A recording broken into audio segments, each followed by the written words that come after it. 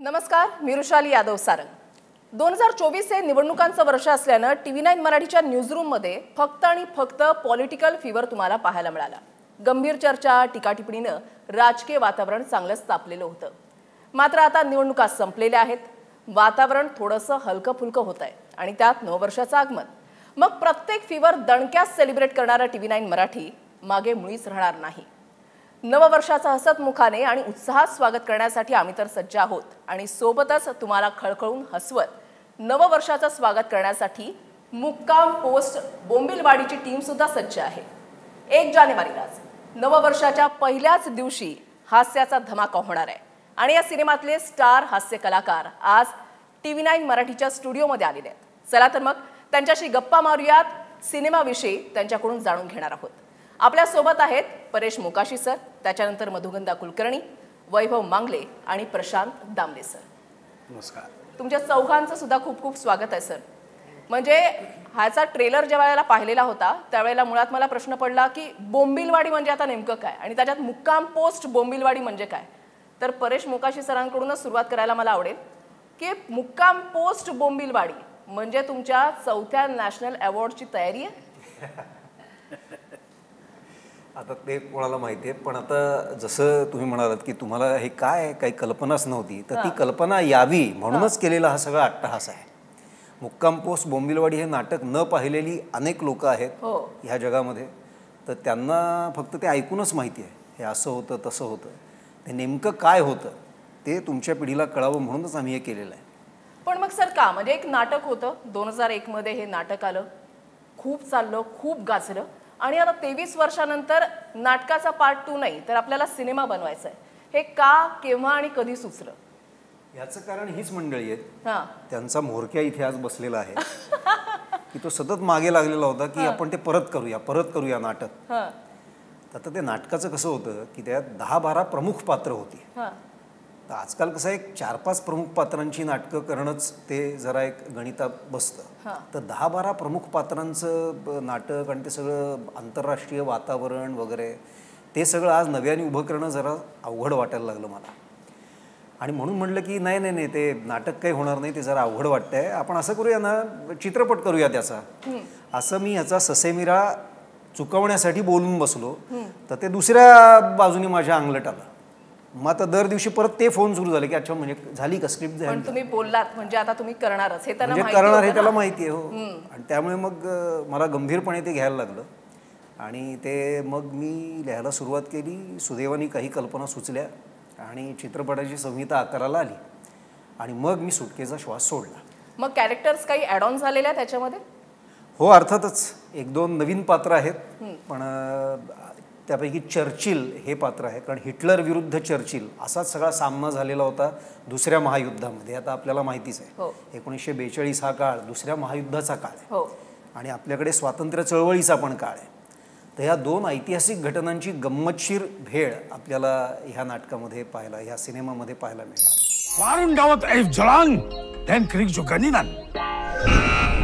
आता यापुढे सर्व परदेशी पात्रे मराठीतच बोलतील।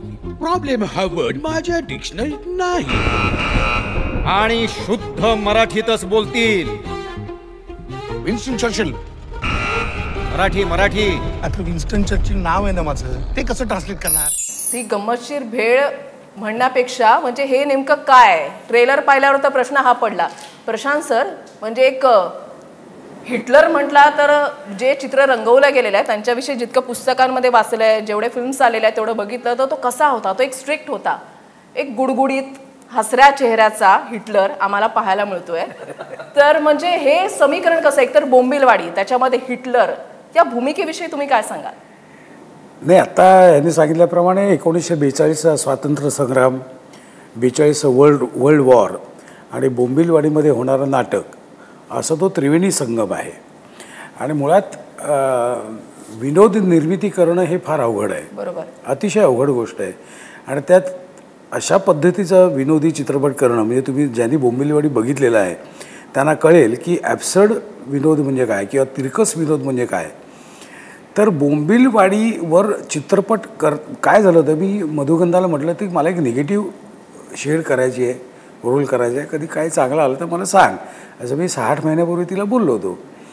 तर त्यानंतर ती म्हणाली की मी एक चित्रपट करते त्यात हिटलर आहे.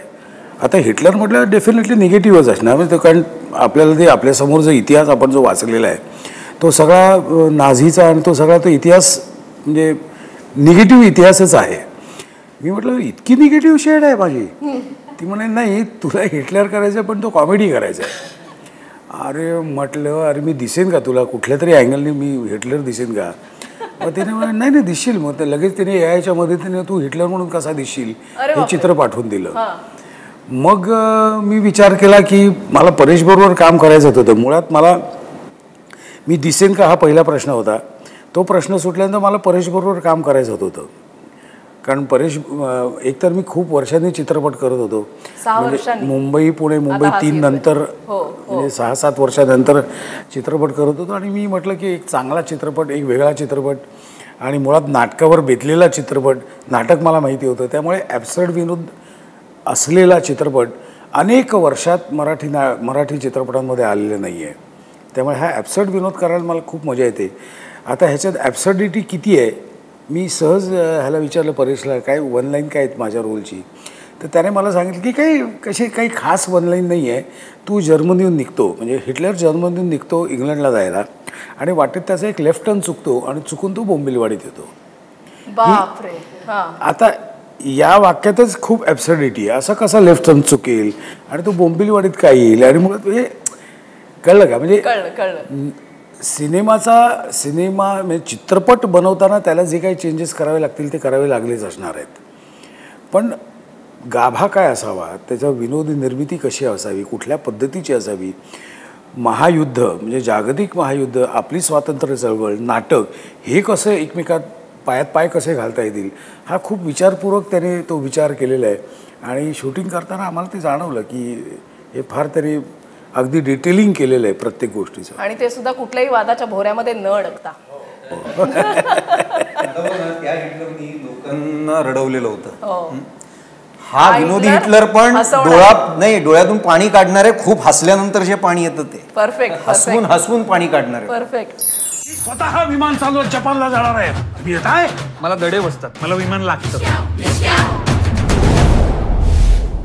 हिटलरचं पिस्तूल तो मेला असेल तर वय नव्हतं त्याचं, लवकर गेला. नाही आपण एक तार तरी पाठवली पाहिजे जर्मनीला. Hitler serious, start immediately. Mangle sir, नाटकामध्ये तुम्ही त्यावेळेला होतात, व्यावसायिक नाटक म्हणून रंगभूमीवरचं तुमचं ते पहिलं नाटक. 23 वर्षानंतर ते नाटक आता सिनेमामध्ये येत आहे. तुम्ही त्या सिनेमामध्ये आहात.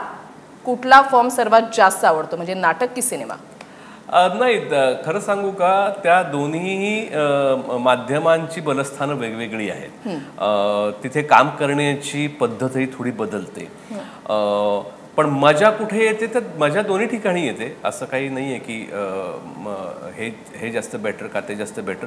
पण तरी सुद्धा तरी पण मला असं वाटतं की नाटक तुमचं करून संपतं, सिनेमा राहतो.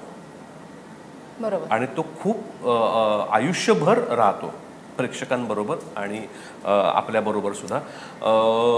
सो नाटक आम्ही खूप एन्जॉय केलंच होतं. परेशचा ह्युमर तेव्हाही खूप भारी होता आणि तो तसा ह्युमर आता सिनेमात सुद्धा आहे. आता तुम्ही असं म्हणाल की 24 वर्षापूर्वी केलेलं नाटक आहे समजा, तर काही काळ बदलला का? पण नाही, काळच असा निवडलेला आहे महायुद्धाचा, स्वातंत्र्य संग्रामाचा, नाटकांचा त्या काळातला. इव्हन बालगंधर्वांचे रेफरन्सेस वगैरे येतात ते. तो मला वाटतं तो विनोद किंवा ते जे कथानक आहे ते शिळं कधीच होणार नाही. ते अजून 50 वर्षांनी केलं तरी सुद्धा तुम्हाला त्यांचे रेफरन्सेस सापडणारच आहेत. सो नाटक करताना जेवढी मजा आली होती तेवढीच मजा किंवा जास्त मजा मला सिनेमात आली. कारण याने त्याच्यात खूप बारीक छोटे छोटे बदल केले. शेवट थोडासा बदलला आहे, काही पात्र त्याच्यात ॲड झाली आहेत. सो मला वाटतं की प्रोसेस मला ती सगळी आठवत होती नाटकाची. आम्ही काय केलं ते. आणि सिनेमा करताना सुद्धा आम्ही सेम सगळ्या गोष्टींचा अनुभव घेतला. सो मला वाटतं पुनःप्रत्ययाचा आनंद जो येतो तो ह्या सिनेमाच्या निमित्ताने आला. तर तू विचारशील मजा कुठे आली, तर मजा मला सगळ्यात जास्त आता सिनेमा करताना आली. क्या बात है. इट्स बीन एडॉल्फ हिटलर, वेर बिस तू त्वम हिटलर नास्ति जयोस्तु ते श्री महान मंगले शिवास पदे शुभदे स्वाहा. स्वतंत्रते भगवते त्वमहम यश युत मंदे. द आलं त्याच्यावर आलं मी बोल. ए द आलं the the actually me produce केलेली तिसरी फिल्म आहे असं म्हणून. पहिली मी एलिझाबेथ एकादशी केली होती स्वतःचे पैसे टाकून. मग नाचगं घुमा केली गेल्या वर्षी. आणि आता ही फिल्म आम्ही केली आहे विवेक फिल्म्स बरोबर, विवेक फिल्म्सचे. तर ही माझी तिसरी निर्मिती आहे. आणि हे सगळे कसलेले नट आहेत. हां. आणि ज्या क्षणी माझ्या मनामध्ये म्हणजे आमच्या डिस्कशनमध्ये आलं की प्रशांत दादांनी हिटलर करावा, त्या क्षणापासून आम्ही इतके सगळे खुश झालो होतो. आणि एकदा प्रशांत दादा आहेत म्हटल्यानंतर आम्हाला दुसरे कुणाचा विचारच करावे ना, म्हणजे सगळंच ते असं नको असं वाटायला लागलं. आणि मग मला खूप चेस करायला लागलं ॲक्च्युली प्रशांत दादांना, कारण त्यांच्याकडे तारखाच नव्हत्या. आणि मग मी त्यांना जसं दादांनी सांगितलं तसं ते AI मधून ते कसे दिसतील हिटलर म्हणून ते पूर्णपणे कन्व्हिन्स करण्याचा प्रयत्न तुम्ही. तरी त्यांनी एक किस्सा त्यांचा सांगायचा राहिला. त्यांचा दिग्दर्शक आम्ही तो किस्सा ते जास्त चांगला सांगतील. दिग्दर्शक काय झालं तर माझं शिकायला गेलो. एक नाटकाचं ओपनिंग आता 13 तारखेला झालं. तर त्याचं माझं सगळं एक साधारणपणे 4 महिने आधी सगळं प्लॅनिंग असतं की, कारण प्रत्येक कलाकाराचं कुठे ना कुठेतरी अडकलेलं असतो. तर त्याला ते ॲडजस्ट करता आलं पाहिजे, कारण रिहर्सल झाल्याशिवाय आम्ही नाटक ओपन नाही करू शकत. आणि रिहर्सल खूप छान करावी लागते. त्याचं रीडिंग करावं लागतं, त्याचं प्लॅनिंग करायला लागतं. पहिला सीन कधी बसवायचा, फायनल पहिला अंक कधी होईल, दुसरा अंक, असं ऑन पेपर सगळं लिहिलेलं असतं. तर ते मी अद्वैत दादरकर आमचा जो डिरेक्टर त्याला दिलं होतं मी. आणि वन फाईन मॉर्निंग मी त्याला म्हटलं आता हे ओके करतं आहे मी, आता मी सगळं हॉल बिल बुकिंग करतो रिहर्सलचे. तो म्हणा सर थांबा काय झालं आहे, एक प्रॉब्लेम झाला आहे. म्हटलं काय रे. नाही अहो ती फिल्म मी करतोय ना. म्हटलं कुठली फिल्म करतोय. ती बोंबिलवाडी. म्हटलं मला काय बोलला नाहीस तू. नाही अरे सांगायचं राहिलं. म्हटलं काय गंडवतोय, सांगायचं राहिलं असं होईल काय, सांगायचं राहिलं कसं होईल. नाही तेवढं मला तेवढं. आणि आपल्या सगळ्या तारखा ॲडजस्ट होत आहेत. म्हटलं तुझ्या कुठल्या तारखा आहेत. ह्या काय आपलं वाचन सोडून सगळ्या तारखा आहेत. म्हटलं ओके ठीक आहे. मग नंतर ही मधुगंधा आणि अद्वैत दोघेही आले. आणि मग आता तुझ्या अद्वैत आपल्या ह्या वाचनाच्या तारखा आहेत त्या तू सोडून घेतेस मधुगंधा. हे ओके सगळं झालं. आणि नंतर थोडं एक अर्धा पाऊण तास चहा बी झाल्यानंतर मी काय म्हणते, असं करून अद्वैतच्या तिने सगळ्याच तारखा घेतल्या रिहर्सलच्या. सगळ्या तारखा घेतल्या. म्हणजे घेतल्या होत्या पण ते हळूहळू त्यांनी बॉल. आता ह्या तारखांचा जरा प्रॉब्लेम वाटतोय बरं का प्रशांत दादा. ही जी तारीख आहे या 2 तारखा आपण जरा फक्त करून गेले होते जरा. म्हटलं ठीक आहे. मग राहिले माझ्याकडे 4च दिवस रिहर्सलसाठी. वाचनाचे सगळे दिवस ह्याने घेऊन टाकले होते. मग मी असा विचार केला मी घरी बसून काय करू. म्हटलं ठीक आहे आता मी माझ्याकडे 4 दिवस आहे तेवढे घे. मग ते 4 दिवस त्यांना पुरत नव्हते.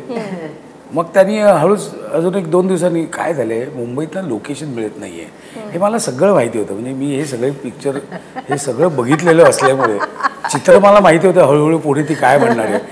काय माहिती आहे प्रशांत आता इथे ना लोकेशन मिळत नाही आहे मुंबईमध्ये. तर आपल्याला बहुतेक बाहेर जावं लागेल. म्हटलं हो माहिती आहे मला तू बाहेरच जाणार आहेस हे मला माहिती आहे. फक्त कुठे आणि कसं जायचं तेवढं मला सांग. नाही काय नाही 3 दिवस आपण कुडाळला जाऊ आपण मस्तपैकी वेल प्लॅन करतो आहे मी. 3 दिवस जाऊ आणि मग आपण इथे येऊन राहिले इथे करू. 3 दिवसाचे त्यांचे बरं हळूच त्यांनी मला बाहेरून कळलं की त्यांनी शेड्यूल लावलं आहे ते 18 दिवसाचं लावलं आहे कुडाळमध्ये. त्यांचं शेड्यूल त्यांनी 18 दिवसाचं ऑलरेडी लावलं होतं. नंतर मला कळलं फक्त 3च दिवस. मग नंतर नाही म्हटलं 3 दिवस नाही यांना कमीत कमी 5 दिवस तरी लागणार आहेत. मग मी माझं ऑलरेडी ॲडजस्ट करून ठेवलं. मग रात्रीचं इथून शेवटची फ्लाईट पकडून गोव्याला जा, रात्री पहाटे 1:30 वाजता गोव्याला उतरून उलटे या, हे सगळे उद्योग केले. मुळात वेगळा चित्रपट करायला मिळणं हे माझ्यासाठी खूप आनंददायी गोष्ट होती. आणि त्यासाठी मधुगंधाने ॲज अ निर्माता म्हणून ज्या काय खेळल्या आहेत त्याबद्दल मी तिला मनापासून सलाम करतो. खूप छान शांतपणे शिस्तबद्धपणे तिने मला गंडवलं. चांगल्या अर्थाने गंडवलं. म्हणजे मलाही चांगला रोल करायला मिळाला. जर तिने अद्वैतला घेतलं नसतं तर 100% मी हा चित्रपट केला नसता. तुम्ही सर्वजण जरी कसलेले अभिनेते असला तरी त्यांनी दाखवून दिले की त्या सुद्धा कसलेल्या प्रोड्युसर आहेत. म्हणजे त्या कन्व्हिन्स पूर्णपणे करू शकतात. मांगले सर या सिनेमामध्ये जर तुम्ही नसतात, इमॅजिन करा की जर तुम्ही नसतात तर तुम्ही हा सिनेमा पाहिला असता. पहिलाच प्रश्न चुकीचा आहे का. नसतात तर हाच विषय झालाच नसता. नाही काय आहे, सिनेमा एकतर हा झाला नसता, झालाच नसता. याचं कारण मी त्याला फोन केला होता, म्हटलं मधुगंधाने मला फोन केलाय की आम्ही आज सिनेमा करतोय आणि तू ती वरवंटे काकाची भूमिका करायची आहेस. तर म्हटलं बरं. मग ह्याला मी मेसेज केला, म्हटलं अरे असं असं आहे तर करूया. छान, हो बघूया ते तांत्रिक सगळ्या गोष्टी. तू पाहिजेस मला, हे वाक्य नाहीये कमिटमेंट. हा नाही अरे करूया, मस्त धमाल मंगले आपण करूया एकत्र वगैरे असं काही नाही. ते तांत्रिक जरा त्या सगळ्या गोष्टी जुळल्या तर करूया. तर मी त्याला फोन केला, म्हटलं हे बघ काय आहे ते तांत्रिक बिंत्रिक जाऊ दे सगळं. जर तू या सिनेमात मला नाही घेतलंस आणि जर मला एक खून माफ असेल तर तो खून मी तुझा करेन. अरे बापरे, थेट तुम्ही बोलून टाक. मी हे नाही फोन ठेवला, मी याच्या पलीकडे काहीच होऊ शकत नाही. इतक्या साध्या सामंजस्यपूर्ण खेळकर वातावरणात मी दिग्दर्शन केलं. अगदी छान, सगळं गोड आहेत आसपास सगळे माझ्या. मोकाशी सर, पुढचा प्रश्न माझा तोच येणार होता की म्हणजे एवढे अनुभवी कलाकार, अनुभवी सगळे दिग्गज, त्याच्यामध्ये तुमच्याकडे तरुणांची सुद्धा टीम, मेळ घालताना तारेवरची कसरत झाली का? नाही काहीच झाली नाही. जी काही कसरत होती ती पहिल्यांदी काय झाली ते तू आता झालंय. आणि काय आपल्याकडे सगळी माणसं नाटकातून आलेली आहेत, तेव्हा नाटकाच्या शिस्तीचा सगळ्यांना अनुभव आहे आणि ती अंगवळणी पडलेली असते. एकदा आपण हो म्हणाल्यानंतर आता ते तडीस नेण्यासाठी जे काही करावं लागतं ते ती लोक करतात. त्यामुळे एकदा झालं ठरलं की हे अशा तारखा आहेत, असं असं चित्रीकरण आहे, तालमी करायच्यात आपल्याला, एखादं नाटक बसवावं तसं आम्ही हा चित्रपट बसवलेला आहे. म्हणजे माझ्या आयुष्याचा पहिला चित्रपट की त्या चित्रपटाच्या पण तालमी झाल्या बरं का. म्हणजे मी सुद्धा पहिल्यांदाच ऐकते की चित्रपटाच्या तालमी झालेल्या आहेत. 15-20 दिवस. त्यामुळे झालं काय, आम्ही जेव्हा सीटवर गेलो ना, म्हणजे हातच जुना होता, ह्याने त्याला सगळं माहिती होतं. पण माझ्यासारखी जी नवीन मंडळी होती ज्यांना काही माहिती नव्हतं त्यांना नाही, म्हणजे विषय काही माहिती नव्हता, त्यांना सेटवर जायच्या आधी तुम्हाला काय करायचं आहे आणि काय करायचं नाही आहे हे सगळं आधी सांगण्यात आलं होतं. आमची रिहर्सल झाली, डायलॉग बोलून झाले, मग इथे हे ॲडिशन होऊ शकते. रिहर्सलमध्ये आम्ही खूप ॲडिशन्स केल्या. नॉर्मली कसं आहे, आम्ही कलाकार मंडळी ॲडिशन्स करत नाही जोपर्यंत डिरेक्टर हो म्हणत नाही तोपर्यंत. पण त्याने एकदा सांगितलं की तुम्ही सुटा, आम्ही सुटलो. काय नाही, आपण कधी करतो ॲडिशन वर. तर आम्ही ॲडिशन केल्या, त्याने सगळं तिकडे रिहर्सलमध्ये सगळं ते बघितलं आणि सेटवर गेल्यानंतर त्याला पाहिजे त्याने घेतलं. तिकडे हिटलर चर्चिल जगाची भाजरत आहेत, तुम्ही नाटकाची भाजरा. नाजूक वस्तू असते हो, जीव व्यवस्थित घ्यावा लागतो. काढा तर जीव वाचतो. भल्यांच्या गावात इकडे नाटक तिकडे मीच सत्य हिटलर आहे, मीच खरा हिटलर आहे. तुम्ही हिटलर ना, जर्मन बोला. गंमत काय माहिती आहे ना, अनेक इतके सिनेमे यांनी पण केलेत, आम्ही केलेले. गंमत काय आहे, दिग्दर्शक ना काय टेम्परामेंटचा आहे ना त्याच्यावर सुद्धा वातावरण काय सेटवरचं राहतं हे सुद्धा फार महत्वाचं आहे. काही दिग्दर्शक खूप चिडखोर असतात किंवा काही आरडाओरडा करणारे आणि वातावरण गरम असणारे, त्यामुळे सतत घाबरून असतात सगळे लोक, स्वतःच लेट असे लोक असतात सेटवर. याच्या बाबतीत गंमत काय आहे, तू आता जो प्रश्न विचारलास त्याला मी धरून सांगतो. हे नवीन कलाकार आणि जुने कलाकार, म्हणजे आम्ही तसे सिनियर आहोत त्या लोकांना, पण त्याच्या दृष्टीने कोणीच मोठा नाही आणि कोणीच छोटा नाही. माझ्या सेटवर सगळे सारखे आहेत. आज 25 दिवस आम्ही शूट केलं, एकही दिवस सेटवर एकही माणसाने कुणाला शिवीगाळ केली किंवा कुणी कुणावर ओरडलंय हे झालंच नाही. आणि हे अत्यंत नमूद करण्याची गोष्ट आहे की याच्यासाठी त्या दिग्दर्शकाला आपण काय करतो आहोत आणि काय करायचं आहे याचा अत्यंत ठाम विश्वास असावा लागतो. तर मला वाटतं ते, आणि याला कुणावर काही, मुळात तो व्यक्तीच असा आहे की तो म्हणजे आत्ता जर म्हणशील तू हिमालयात जा तर तो आताही निघून जाऊ शकतो. इतकी त्याच्याकडे तटस्थ आणि ती एक काय म्हणतो आपण विल पॉवर, हां, त्या सगळ्या गोष्टी आहेत त्याच्यात, त्या संस्कारातनं अभ्यासातनं आलेल्या गोष्टी आहेत. सो मला वाटतं की मला कुणालाही इम्प्रेस करायचं नसतं कधी, माझ्यामुळे कुणी इम्प्रेस व्हावं या गोष्टी नाहीत. मला माझ्याकडे अहंकार, जेलसी या सगळ्या गोष्टी नाही आहेत माझ्याकडे. अशी माणसं फार कमी आहेत आणि अशी माणसं जेव्हा कलाक्षेत्रात असतात ना तेव्हा ते वातावरण सुद्धा आजूबाजूचं तेवढं सात्विक होऊन जातं. म्हणजे आम्ही सेटवर कितीही ॲडिशन्स केल्या ना तरी तो शांतपणे सांगायचा, वैभव आपण जे ठरवलं ना तेवढंच तितक्याच प्रेमाने आनंदाने आपण हे असं करूया का, नाही ते सिनेमाला जात नाहीये ते आपण नाही, पण मी नम्रपणे सांगू इच्छितो की जवळपास 50% ॲडिशन्स मला आवडलेले आहेत आणि तुम्ही त्या चित्रपटामध्ये बघणार आहात. पण मग जेव्हा हे म्हणायचे की आपण हे ॲडिशन्स नको करूया, तेव्हा तुम्ही दोघं किंवा आणि इतर कलाकार मंडळी कन्व्हिन्स व्हायचे का? राग यायचा, प्रचंड संताप व्हायचा आमचा. लहान मुलं व्हायचे, मग त्याला कशी घेऊ दिली ती ऑडिशन, मग ह्याला कशी ही ऑडिशन घेऊ दिली, आमचा संताप व्हायचा. आणि कोणतरी सांगायचं जा ना तुझी ऑडिशन पास करून घे, म्हणजे आमच्या ऑडिशन आम्ही पास करून हे इतकं चाललेलं होतं आमचं. ऑडिशन पास मध्ये प्रोड्युसरची काही रोल होता की आवरा, चला चला चला, वेळ वाया चाललाय, चला चला. सेटवरचा हिटलर ती होती. म्हणजे मला तेच रोज मला कोणाला तरी सोडायचं असतं, रोज मी कोणाचं तरी नाव घ्यायचे. आज अरे चला रे मला प्रशांत दादांना सोडायचे, हे पहिल्या दिवशी होतं. नंतर ती स्पॉटवायला पण सोडायचे इथपर्यंत आली होती. त्याला ते काय म्हणतात माहितीये, ते एक स्त्री गुण असतो. ते आम्ही थोडंसं सॉफ्ट कॉर्नरनेच वागत असतो. भले आम्ही कुठल्याही पोझिशनवर असलो तरी आम्ही सॉफ्ट कॉर्नरने वागतो. सोडायचंय तुला, चल बस माझ्या गाडीत, मी चालली आहे ना. कुठे सोडू? अच्छा रस्त्यावर, हायवेवर नको, आतमध्ये घर आहे का तुझं? ठीक आहे बाबा, ड्रायव्हरला सांगा 15 मिनिटं, चल चल चल 15 मिनिटं आतमध्ये जाते. सर हा स्त्री गुण आहे सर, हा स्त्री गुण आहे. असं बोलतात बोलतो आम्ही ते मी 100 लोकांना ऐकू जावं म्हणून मोठ्याने बोलायचे की अरे मला सोडायचंय रे प्रशांत दादांना, चला लवकर आटपा असं. आणि दरवेळी काही प्रशांत दादांना सोडायचं नसायचं, पण ते प्रशांत एकदा ती चुकून सवयीने म्हणाले मी सेटवर नसताना पण. नाही, पण मला ना तुम्हाला तिघांना विचारायचंय, म्हणजे तुम्ही मगाशी शिस्तीचा जो उल्लेख केलात, मोकाशी सर तर आहेत, म्हणजे त्यांना बरोबर माहिती आहे की त्यांना काय हवंय काय नकोय, पण ते एक शिस्त कंटिन्यू ठेवण्यासाठी यांची सुद्धा तितकीच साथ लाभली असेल की नाही? नाही, पण तुला सांगू तो मुद्दाच नाही आला, कारण हा माणूसच असा आहे की ज्याच्याकडे बघून तुला व्रक्तेपणा करावाच नाही वाटत किंवा बेशिस्त वागावा अशी पद्धतच नाहीये. मी बोंबिलवाडीच्या एक वेळचा किस्सा सांगतो. शिस्त, वक्तशीरपणा हा मी याच्याकडनं शिकलेला गुण आहे की कुठेही तुम्ही वेळेवर पोहोचलं पाहिजे, ही जी गोष्ट आहे ना ती. हा माणूस 9च्या तालमीला 8:45 वाजता दादर माटुंगा कल्चरल सेंटरमध्ये तालीम असायची, तिथे हॉल झाडत असायचा. हा एक केलसुणी हातात घेतली आणि अख्खा हॉल असा झाडून काढायचा. हा नाहीतर निव्वळ येऊन असं, बरं त्याची अशी तक्रारही नसायची. कोणी उशीर आलं तर, कोणी 9:15 9:30 आलं तर. म्हणजे तो जो कामनेस आहे ना, तो स्थायी भाव आहे त्याचा, शांतपणा. त्याच्यामुळे सेटवर असं काही करण्याची कुणाची प्राज्ञाच नाही, पहिली गोष्ट. दुसरी गोष्ट, मधुगंधाने नटच असे निवडले होते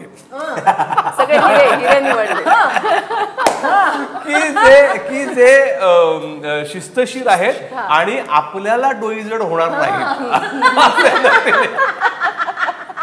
आणि त्यांनी तयार केलेला अभिनेता आहे बघ, आणि त्यांनी सगळं शूटिंग संपेल. बरोबर. शिस्त जर परेशच्या शिस्तीचं म्हणते ना, आम्ही हरिश्चंद्राची फॅक्टरी करत होतो ना, तर माझा मी 2-3 दिवसाचंच काम केलं आणि मी येताना उगाच प्रँक करायचं म्हणून परेशला म्हणलं, मला 2 वाजता तिथे पोहोचणं अपेक्षित होतं. आणि मी 2 वाजता परेशला फोन केला. अरे मी पोहोचून फोन केला की अरे मी ना अडकले, मी आज नाही येऊ शकणार. तर तो म्हणाला ठीक आहे, दुसरं काहीतरी करतो मी. तर इतका तो काम असतो, इतका तो शांत असतो. आणि जोवर मी प्रोड्युसर नव्हते तोपर्यंत मला कौतुक वाटायचं त्याच्या ह्या गुणाचं की चल चांगलं आहे. पण नंतर थोडंसं मग मला नको मग मला अरे चला असं करायला लागायचं. नाही, आता तुम्ही शांत आणि कामवरून बोलताय, म्हणजे तुम्ही दोघं तर नवरा बायको आहात. कधी असं झालंय सेटवर की नवरा बायको म्हटलं तर खटके उडतात, पण तू मेमे किंवा कधी खटके उडाले? त्याबद्दल परेशच सांगेल त्याचं मत. माझ्यावर तुम्हाला विचारणारा प्रश्न नाही, पण तू नवरा म्हणून तू बोलायला पाहिजे ना. नाही, परेशचं असं म्हणणं आहे त्याच्या संदर्भामध्ये की अहो कसं आहे, भांड्याला आपटलं तर आवाज होतो, भांडं लागलं ते आवाज होतो. तर मी भांड आहे आणि मधुगंधा कापूस आहे, त्यामुळे प्रश्नच येत नाही. आवाज होण्याचा प्रश्नच येत नाही.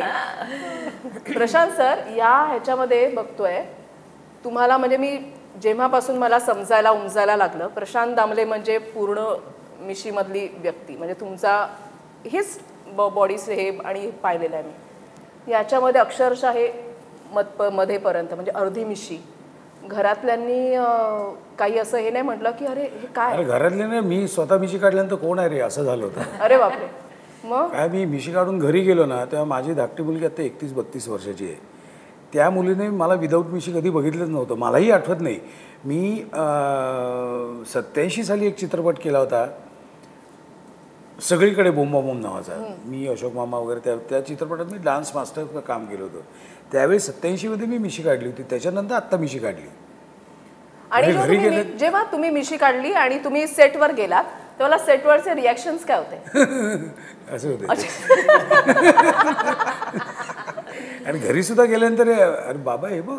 त्यानंतर पहिल्यांदा माझी धाकटी मुलगी म्हणाली तुझा वरचा ओठ पातळ आहे. म्हटलं हो काय, आपण कशाला वरची ओठ बघायला. त्यांनी लक्षात आणून दिलं. हां, त्यामुळे मिशी हा एक वेगळाच खूप वर्षानंतर स्वच्छता टापटीप मला दिसली. म्हणजे मिशी दाढी करताना जो जेवढा वेळ लागतो त्याच्यापेक्षा खूप कमी वेळ लागला, कारण इथं काही नव्हतंच ना, अशीच काळी. हा सिनेमा पाहताना आम्ही खळखळून हसणार याची तर फुल गॅरंटी आहे.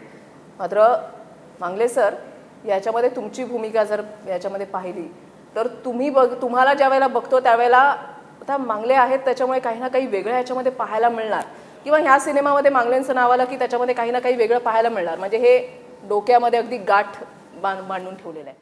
ह्या सिनेमामध्ये आणखीन काय तुमच्यामधलं वेगळे पण पाहायला मिळतं? मला एक फार बरं वाटतं, म्हणजे अनेक मी काही कामं केली जी काही, तर त्याच्यामध्ये ना प्रत्येक वेळेला काहीतरी वेगळं करण्याचा मी प्रयत्न करतो भूमिका म्हणून, आणि ते मला आवडतं. तो एक माझा काय म्हणतो आपण त्याला अभ्यासाचा भाग असतो की काय करता येईल.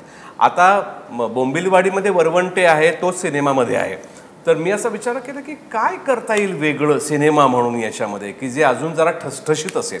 तेव्हा कशी समज कमी होती म्हणून, किंवा त्या दिग्दर्शकाला त्या भूमिकेकडनं जेवढं हवं होतं त्या भूमिकेकडनं तेवढं आम्ही सगळ्यांनीच दिलं. या भूमिकेत काहीतरी वेगळं करूया. तर परेश म्हणाला विचार कर ना, काही तुला वेगळं करता करूया आपण, तसं काही हे नाही आहे. तर काय करता येईल म्हणून मी त्याला 2-4 प्रकार करून दाखवले. असं करता येईल का, वाकडी चाल करता येईल का, आवाज बदलता येईल का. तर तो का करून बघ, ते आपण बघूया, ते बरं वाटलं तर ते ठेवू, नाही तर मग ते म्हटलं ठीक आहे. मग त्याची चाल बदलली. त्याला संधिवात आहेच ऑलरेडी, सो संधिवातामुळे त्याचे पाय तिरके झालेत. कंस झालाय त्याच्या पायाचा. हा, तर तो तसा पायाचा कंस केला आणि आवाज बदलला थोडा. तर तो मला म्हणाला की नाही, हे आवाजाचं नाही जाता येते ना, खूप जॅरिंग होईल. म्हटलं अरे अशा आवाजामध्ये तू बोलू शकेल का. तर नाही हे नको. मग त्याने कट केलं. म्हटलं पायाचं मी सोडणार नाही, मी पायाचं नाही वैभव नको ते नाही. म्हटलं मी करणार नाही तर सिनेमात काम करत नाही. आता कुठे नाही म्हणेल तो मला पहिल्या दिवशी. त्याच्यानंतर थोडं बोलाय अरे असं त्याच्यात एक ऍड केलं. सो त्याने ते थोडंसं वेगळं झालं कॅरेक्टर म्हणून. करताना सुद्धा मजा आली. गंमत म्हणजे प्रशांत दादांना ह्या भूमिकेत जेव्हा तुम्ही पाहाल ना तेव्हा तुम्हाला ना एक खूप असा छान प्लेझंट वाइब्स आहे त्यांच्या व्यक्तिमत्वातच ते आहे की ते स्टेजवर आले की हिटलरला पाहून पहिल्यांदा असं म्हणजे ते आले स्टेजवर की लोकांना असं होतं. तर फार कमी लोक आहेत की ज्यांना स्टेजवर आलं की असं होतं. तुम्ही ह्या सिनेमात तेव्हा बघाल ना फुल सरप्राईज पॅकेज आहे. त्यांचे हुकमी ज्या काही त्यांच्या रिॲक्शन्स आहेत किंवा जे टायमिंग आहे ते तर असतंच, प्रत्येक नटाचं तेच असतं. पण त्यात त्यांनी जो हिटलर उभा केला आहे ना तो इतका अमेझिंग आहे की लोक प्रेमात पडतील त्यांच्या त्या भूमिकेच्या. आणि अशा पद्धतीचं काम प्रशांत दादांचं सिनेमांमध्ये नाही पाहिलं आहे लोकांनी. सो ते काम तुम्हाला नक्की आवडेल. सो हा सिनेमा 1 जानेवारीला आहे. सो प्लीज सगळ्यांनी या आणि हा सिनेमा एन्जॉय करा, कारण हा तुफान सिनेमा बनवला आहे. अतिशयोक्ती नाही करत, पण या सिनेमाच्या जागतिक लेवलचा जो सिनेमा बनवतात ना लोक की जो युनिव्हर्सल असतो तो मला वाटतं त्या पद्धतीचा सिनेमा बनला आहे. कारण हा फक्त काही कुठल्या ठराविक भागातला कुठल्या एरियातला सिनेमा नाही आहे, कारण यातला जे कॉन्टेंट आहे तो खूप युनिव्हर्सल आहे. नाटक आहे, दुसरं महायुद्ध आहे, स्वातंत्र्य चळवळ आहे, या सगळ्याचा खूप सुंदर मिलाफ या सिनेमात झाला आहे. जर्मनीमध्ये खूप चालेल असं वाटतं. नाही, जर्मनीमध्ये नाही सर, अगदी म्हणजे डंके की चोट पे आपल्या महाराष्ट्रामध्ये हा सिनेमा नक्कीच खूप चांगल्या पद्धतीने चालणार, हा मला तरी विश्वास आहे. वारून गावात जळांग देन क्रिक जो गनिनान. आता यापुढे सर्व परदेशी पात्रे मराठीतच बोलतील. प्रॉब्लेम हा वर्ड माझ्या डिक्शनरीत नाही आणि शुद्ध मराठीतच बोलतील. Winston Churchill. मराठी आता विन्स्टन चर्चिल नाव आहे ना माझं, ते कसं ट्रान्सलेट करणार. तुम्ही नाटकामध्ये होतात, एनर्जी लेवल जी आहे ती वाढली आहे, कमी झाली आहे की आहे तशीच आहे? वाढली आहे. मला कमी करावी लागली ती प्रत्येक नाही मगाशी हा मला त्याप्रमाणे ना over a period of years आपण जेवढे प्रयोग करत जातो नाटकाचे, जेवढे प्रयोग करत जातो तसे आपल्यात सुधारणा होऊ शकते आणि होऊ लागते. म्हणजे हा म्हणाला ना की नवीन नवीन आपल्याला काय करता येईल त्या कॅरेक्टरमध्ये, ते विचार करण्याची प्रक्रिया नंतर सुरू होते. जसजसं आपल्याला लोक बघतात, लोक आपल्याला ॲप्रिशिएट करतात, आपले निर्माते ॲप्रिशिएट करतात, को आर्टिस्ट ॲप्रिशिएट करतात, तसतशी आपली ती प्रक्रिया सुरू होते. आपली जबाबदारी वाढत जाते की आपण जास्त पद्धतीने, जास्त चांगल्या पद्धतीने तोच रोल अजून जास्त चांगल्या पद्धतीने कसा करता येईल. नाटकात काम करण्याचा हाच फायदा आहे की आम्ही प्रत्येक दिवशी एक्सपेरिमेंट करतो, प्रयोग करतो आम्ही.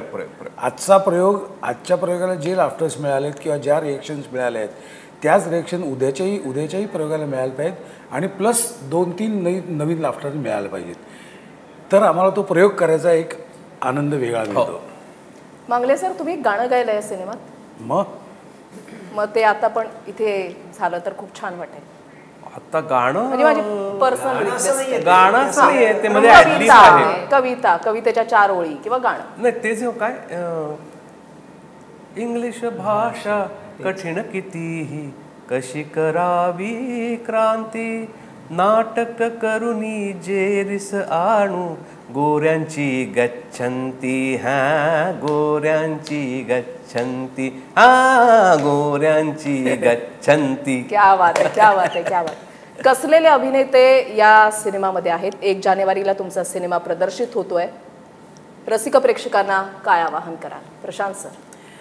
रसिक प्रेक्षकांना मी एवढंच सांगेल की रोज सकाळी उठल्यापासून रात्री झोपेपर्यंत आपल्या डोक्याला खूप त्रास असतात, टेन्शन्स असतात, नवीन नवीन आव्हानं असतात. तर मला असं वाटतं की वर्षाच्या पहिला दिवस, वर्षाची पहिली सकाळ हसतमुखाने आनंदाने आपण साजरी केली ना, तर मला असं वाटतं पुढचे 364 दिवस खूप आपल्या आनंदात जातील.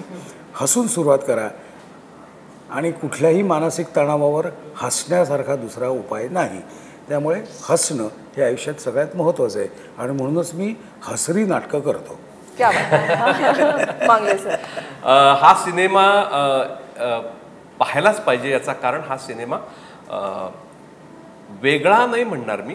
कशा अर्थाने वेगळा की खूप विनोदी सिनेमे येतात आणि आपण ते सिनेमे, त्यांचे कथानक असतं एक टिपिकल, त्या एक आपल्याकडे पारंपरिक विनोद आहे त्या पद्धतीने सिनेमा होतो, विनोद घडतो त्याच्यामध्ये.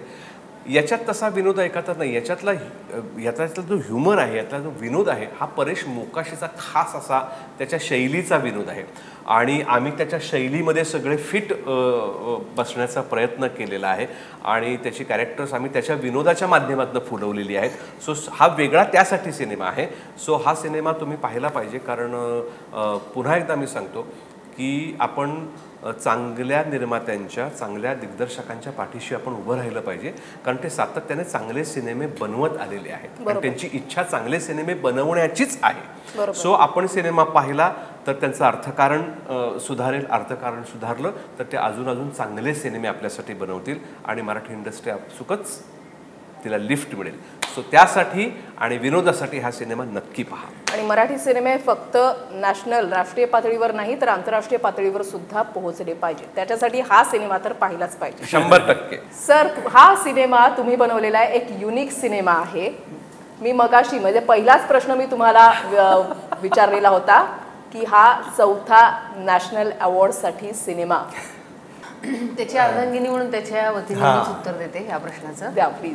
मला असं वाटतं की हा बोंबिलवाडी आहेच आहे, पण हा कसलेल्या कलाकारांची हास्यवाडी आहे. क्या बात आहे. आणि जसं प्रशांत दादा म्हणाले की आपण नवीन वर्षाची सुरुवात अख्खा जानेवारी महिना हसत करूया आणि हसण्यासाठी आपल्याला सिनेमा बघायला पाहिजे. हा एक मुद्दा झाला. दुसरा माझा मुद्दा असा आहे निर्माती म्हणून की आत्ता मराठी चित्रपटांची अवस्था थोडीशी बिकट आहे. कारण आपल्याला साऊथची कॉम्पिटिशन आहे, हॉलिवूडची कॉम्पिटिशन आहे, बॉलिवूडची कॉम्पिटिशन आहे, OTTची कॉम्पिटिशन आहे आणि ह्याच्यामध्ये मराठी सिनेमे सर्व्हाइव्ह करायचा प्रयत्न करत आहेत. मी माझाच चित्रपट बघा असं सांगत नाही आहे, तर मी स्वतः पण प्रत्येक सिनेमा तिकीट काढून बघते. तर आपण मराठी माणूस म्हणून सिनेमा आपण चित्रपटगृहामध्ये जाऊन पाहायला पाहिजे. नाहीतर आपली मराठी चित्रपट इंडस्ट्री सर्व्हाइव्ह नाही होणार. अनेक वेळा मराठी चित्रपटांवर अशी टीका होती की अरे बघा साऊथचे सिनेमे कसे बनतात, हॉलिवूडचे सिनेमे कसे बनतात. हो, ते तसे बनवू शकतात, कारण सगळे साऊथचे प्रेक्षक जाऊन साऊथचे सिनेमे बघतात. हॉलिवूडचे प्रेक्षक जगभरातले आहेत आणि जगभरातले लोक हॉलिवूडचे सिनेमे बघतात. त्यामुळे त्यांचं इकॉनॉमिक्स बदललेलं असतं, इकॉनॉमिक्स वाढतं आणि त्यामुळे त्यांना ते स्केल अफोर्ड करू शकतात. मराठी सिनेमामध्ये घातलेला पैसा रिकवर होईल का नाही या विवंचीमध्ये प्रोड्युसर असताना तो त्या स्केलचा विचारही करू शकत नाही. तर आपल्याला आपण सगळ्यांचीच इच्छा असते, म्हणजे प्रेक्षक जेव्हा कमेंट करतो की तुम्ही त्या स्केलचे सिनेमा बनवा, तेव्हा त्याला टीका करायची असते असं नाही, पण त्यांना ते बघायचं असतं. पण ते बघण्यासाठी जी अर्थकारण बदलायला हवं मराठी चित्रपटसृष्टीचं, ते आपल्या सगळ्यांच्याच हातात आहे. तर आपण आपला खारीचा वाटा म्हणून आपण सगळ्यांनी हातभार लावला पाहिजे आणि प्रत्येकाने जाऊन अवश्य मराठी सिनेमे बघितले पाहिजेत. बोंबिलवाडी बघितलंच पाहिजे, पण इतरही बघितले पाहिजेत.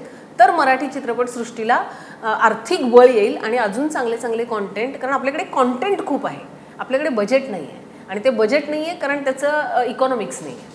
तर ते बदलण्यासाठी आपण सगळ्यांनी अवश्य सगळे मराठी सिनेमे बघितले पाहिजेत. आणि कालच आम्हाला CM साहेबांनी शुभेच्छा दिलेल्या आहेत मुक्काम पोस्ट बोंबिलवाडीसाठी. आमच्या सगळ्या टीमला एक उत्साह आलेला आहे की CM सरांच्या शुभेच्छा आलेल्या आहेत. नमस्कार. मला अतिशय आनंद आहे की वैचारिक प्रबोधन करणारा विवेक समूह आता चित्रपट निर्मितीच्या क्षेत्रात सुद्धा काम करतो आहे. विवेक फिल्म्स नावाने त्यांनी एका नव्या क्षेत्रात पदार्पण केले आहे आणि मुक्काम पोस्ट बोंबिलवाडी हा एक गाजलेल्या नाटकावर आधारित चित्रपट नवीन वर्षारंभी प्रदर्शित होतो आहे. या उपक्रमाला मी अतिशय मनापासून शुभेच्छा देतो. अर्थात मला असे सांगण्यात आले की या नाटकाच्या मूळ संहितेत बदल करून हा चित्रपट तयार करण्यात आला आहे.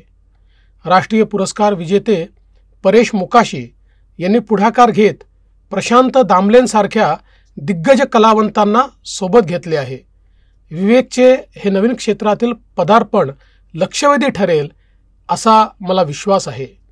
मी पुन्हा एकदा विवेक समूह, सारे कलावंत, दिग्दर्शक, सहयोगी यांना शुभेच्छा देतो.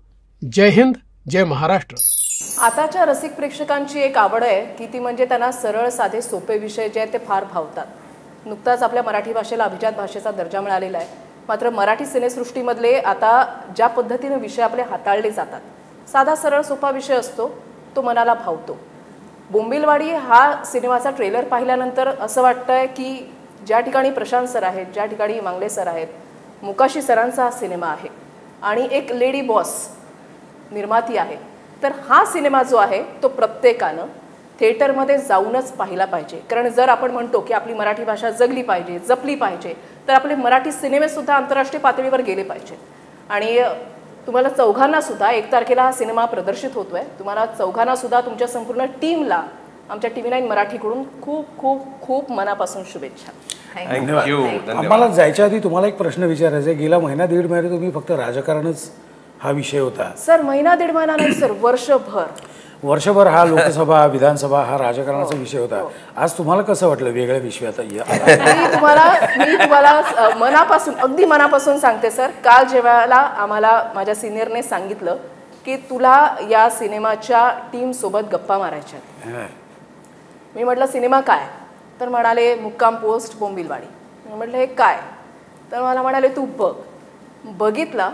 आणि ज्या वेळेला मला अर्धमिशीमधला हिटलर प्रशांत सर, त्याच्यानंतर मांगले सर, त्याच्यामध्ये मोकाशी सर, त्याच्यामध्ये मधुगंधा मॅडम, म्हणजे हे जेव्हा ट्रेलरमध्ये मी पाहिलं तर कालपासून माझ्या म्हणजे मी पूर्ण म्हणतात ना ते लोक 31st साठी चार्ज होतात, तर मी इंटरव्ह्यूसाठी चार्ज झाले.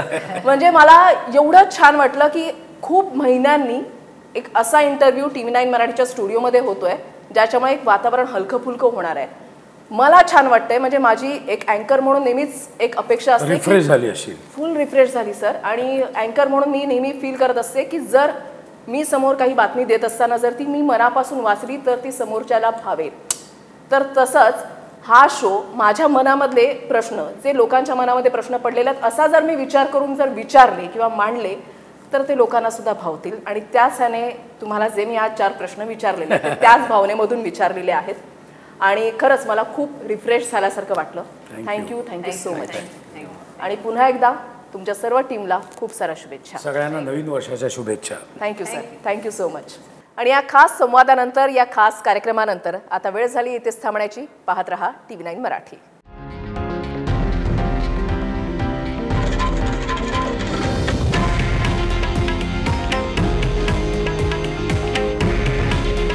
हे आहे देशातील नंबर 1 न्यूज नेटवर्क आणि आपण पाहत आहात TV9 मराठी.